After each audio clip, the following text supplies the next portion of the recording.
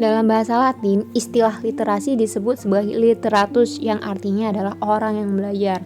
So, saya ingin mempelajari kembali sejarah Indonesia, jadi saya memilih Monumen Tugu Pahlawan dan Museum 10 November sebagai tempat mempelajari sejarah Indonesia.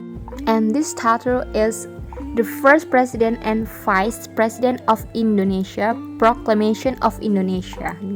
So, ini tuh Presiden dan Wakil Presiden Republik Indonesia yang pertama.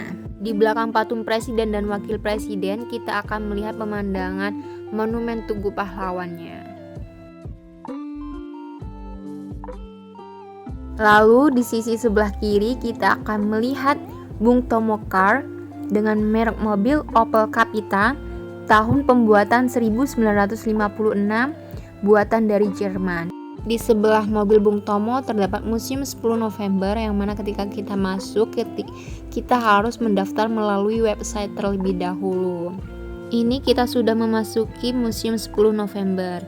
Jadi di Museum 10 November ini terdapat 2 lantai yang mana ketika kita masuk lantai pertama kita akan langsung melihat 10 patung arek-arek Surabaya dengan gaya heroik selayaknya sedang di medan perang.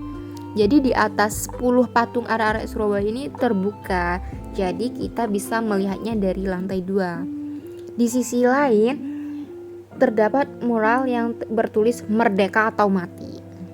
Sedangkan di lantai 2 kita akan melihat berbagai macam sejarah dari senjata-senjatanya, helm pertempurannya, buku lagu kebangsaan, dan ada 3 ruang diorama audiovisual dan yang mana membahas sejarah pembangunan Monumen Tugu Pahlawan itu sendiri.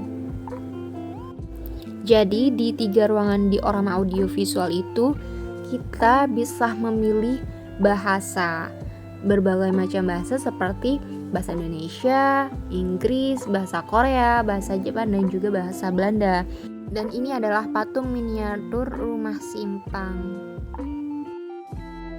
Lalu di atap lantai 2 ini kita akan melihat para tokoh-tokoh yang telah gugur seperti Maijen Sungkono, Muhammad Yasin, dan para tokoh-tokoh lainnya yang telah gugur. Para pejuang juga mendirikan dapur umum oleh para wanita remaja maupun dewasa yang bertugas untuk menyiapkan makanan dan minuman bagi para pejuang.